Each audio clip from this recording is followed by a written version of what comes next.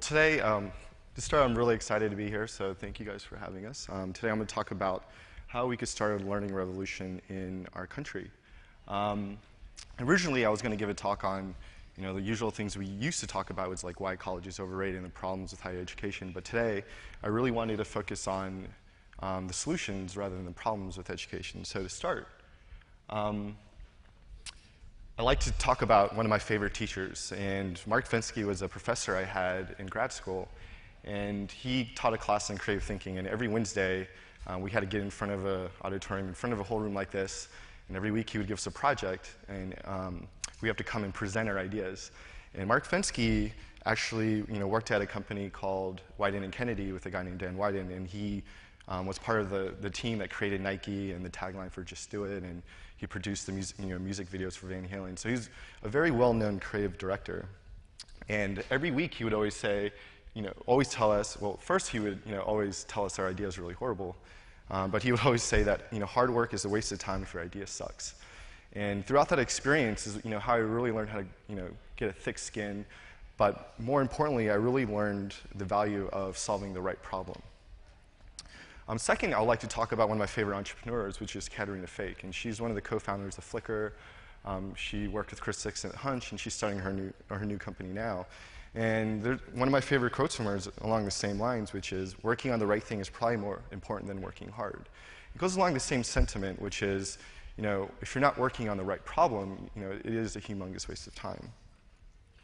The reason I bring up both of these people, one was a teacher I had, and one was an entrepreneur I admire, is because a couple weeks ago I read an article in Good Magazine talking about teacherpreneurs, which I thought was a really fascinating word.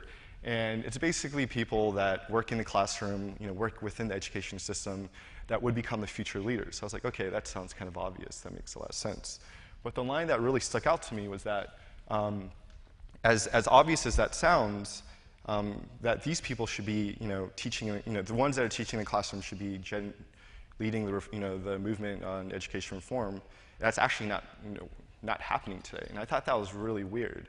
How could we talk about changing education when the people in the classroom aren't changing it at all? So I'd like to share two stories. One, I'd like to share the journey that I had as an entrepreneur and my experience as a student and how that shaped into building what we built, which is Skillshare. So basically, what happens when an entrepreneur thinks about education? So I'm not a teacher, so this is coming from my own personal experience and a problem that I saw. So I went to the University of Virginia for undergrad, and a lot of the talks which you'll read in Good Magazine and Huffington Post talk about the value of college education. And I enjoyed college, I had a great time, but I felt the way college is set up today wasn't really applicable to what I wanted to learn. When I went to grad school, which was the VCU Brand Center, it was the polar opposite, because I always felt I was a very creative individual. I never got an opportunity to really hone those skills. So here, I really learned how to think creatively, work in groups, disrupt innovation, challenge status quo, present publicly, have Mark Fensky tell us how horrible our ideas are. But when I graduated from VCU, it was really fascinating for me because I compare that to my undergraduate degree, and I looked at my graduate degree, and I was like, wow, they couldn't be farther apart from each other. So that's when I really started thinking about education, how I could really impact it and change it. Then I started, I'm pretty sure a lot of you have seen the show The Wire. And The Wire is about a show, it was an HBO show, and there was about 5 seasons, and each season had a different topic. And I think one of the seasons was about education, and it really talked about how dysfunctional it was and how it was very interlinked to crime and every other problem that they faced in society. And that's when I really started thinking about education and how I could change that. Is there a way to change education through K through 12? And then I moved to New Orleans post-Katrina, and my roommate at the time was the principal of a charter school. And they tried to turn an 80% high school dropout rate into a 90% college graduation rate. And just volunteering there and hearing all the stories, I learned very quickly, A, what they were doing is very remarkable, but B, that was definitely not something I wanted to do. And that's when I watched this TED Talk by Sir Ken Robinson. He gave a talk about starting a learning revolution. At the end of the talk, he said, if you could build stuff on the internet, you should really think about disrupting education, democratizing learning. So that kind of really planted the seeds. I started really thinking about, how could I take my skill set of building stuff on the internet and really, really democratize learning? So I started thinking about that for a really long time. And that's when I played in the World Series of Poker. So last year I played in the World Series of Poker, which is one of the biggest poker tournaments in the world. And I ended up donating 100% of my winnings to charity. In exchange, I encouraged other poker players to donate, a percentage as well. And I got coached by some of the top poker players. So Andy Duke, who you see on the screen, and Phil Gordon and Phil Ivey, some of the world's best poker players, coached me for a span of 3 to 6 months. So when I got back to New York, all my friends obviously wanted me to teach them everything I learned. So the first thing I did was I went on my computer, I went to Eventbrite, and I set up, I'll teach, I created an event to teach my friends how to play poker. And as I was about to send that out, I just had that moment where I was like, wow, I can't believe this doesn't exist. I can't believe that I can't teach people in my own community skills that I've learned. And for us, I sent that link and one line to Malcolm, who's my co-founder now, is why not turn New York into a huge campus? Why not turn every address and every venue into a possible classroom and every single inhabitant and student or teacher? And that's when we came up with the idea from Skillshare. So from my experiences from going from UVA to VCU to New Orleans to playing the World Series of Poker, I've always thought about education, and I had this lens of how we could disrupt it through being a student. So we created this company called Skillshare, which is a marketplace for offline classes. We launched in New York a couple of weeks ago. But what's fascinating is that this is starting to really take off in New York, and the vision we originally had is starting to work. And we're expanding to other cities, and people are teaching each other everything from baking bread to raising money for your startup to anything you can think of. So the reason I tell that story is because I really approached the problem from being a student.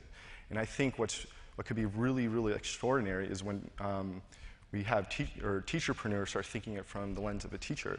So what happens when teachers think like entrepreneurs? And really quickly, I'll show 3 great examples, which I'm sure a lot of you have already heard of. The first is Charles Best from Donors Choose. So he was a teacher through Teach for America, and he created a whole company and organization around getting people to donate money for supplies for students in classrooms. And that was a problem that he faced as a teacher. I'm pretty sure there's a lot of teachers out here and watching online, and rather than trying to go through, navigate traditional educational system, he decided to just use the internet to change that. The second, which I'm sure a lot of you have heard of, is Salman Khan. So he's not a traditional teacher, but he created the Khan Academy from tutoring his cousin all the subjects she was learning. And one little flip that he did that I thought was really awesome was that, traditionally you go to class and you hear a lecture, and what they did is you watch the lecture on your computer through these videos he puts up, and you go to class to work on the problems. So he basically puts homework in the classroom. And I thought that little tweak is really, really remarkable. And the third is Jen Schneidman, and she started a company called Kickboard out of New Orleans. And much like Charles, she was also a Teach for America teacher, and she's also an engineer by trade. And what she noticed is that every student in her classroom was different, and for her, she wanted to create some type of metric to track the performance of her students and also understand that everyone learns differently and what could you do to get your students to learn. So she created a whole company revolved around tracking students, and it's launched in New Orleans and is doing very well in different charter schools. The reason I bring up these 3 examples is because I really believe that once we start having teachers thinking like entrepreneurs, we can really, really disrupt education and really make it a better place. For me, when I read that article, it was truly fascinating that there wasn't a lot of teachers really leading the charge in how we can change education. There's a lot of entrepreneurs like myself thinking about how we could change that, but I'm not going to be the expert on teaching, nor will I ever be an expert how we can change K through 12 or higher education. But I think if you have teachers thinking entrepreneurially, we could really, really change education for the better. So going back to my teacher, my professor at VCU, Mark Fensky, he would always, he was a man of many quotes, and he would always, tell us that progress comes from mistakes, not success. And I think what he meant by that is, one thing we really learned in grad school is that failing is okay. And when a lot of people fail, what you do is you really drive innovation, you really drive change. And when people swing for the fences, that's when that could really happen. So with that said, I'd love to close. He's one of the guys that helped create one of the biggest brands in the world. And even though he's not one of my teachers, or I don't talk to him every day. I still read ads from brands that he created and love to close on one of my favorites. So thank you.